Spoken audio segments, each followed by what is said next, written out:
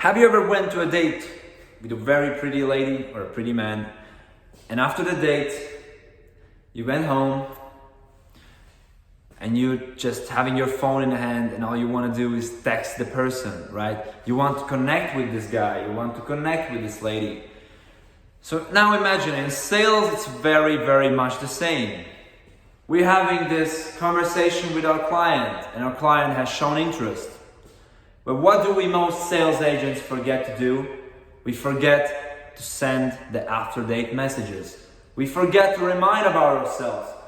Look guys, I'm putting this in a very high tonality because it is super important to always follow up. And I'll remind you about this all the time. If you do not follow up your date, how are you going to get married? How are you going to get married? Right? Always take down notes from your conversations. Always take down notes what your customer said. If your customer said, hey, look, let's have a phone call in 7 days. I'm gonna take my kid to football game in 20 minutes. I really don't have time. Fine, sir. Take your notes. Next time when you call him in 7 days, ask him, hey sir, how was your football game with your son? Did your son like it? This is how we build relationships. We are increasing the likability of the likelihood of getting the sale once we try not to sell the product, but we try to solve the problem and be just great humans and interact with the person.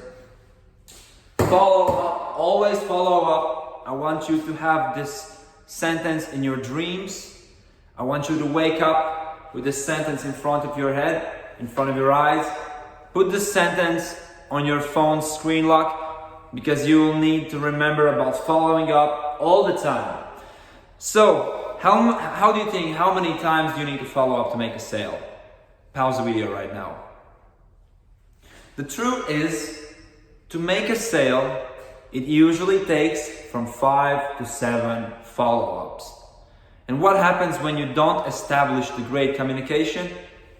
Inside somewhere in the third or the second or the fourth follow-up, the communication is going to sound nothing like it did in the first call. So your duty is to get in touch with this person, to be human being. You're not there to just sell him something. You're there to ask him questions. Hey sir, how's your day going? Look, I remember about the football game. Did your son like it? You see what I'm trying to say here? Always follow up and always be the perfect people to the great ones who will understand it.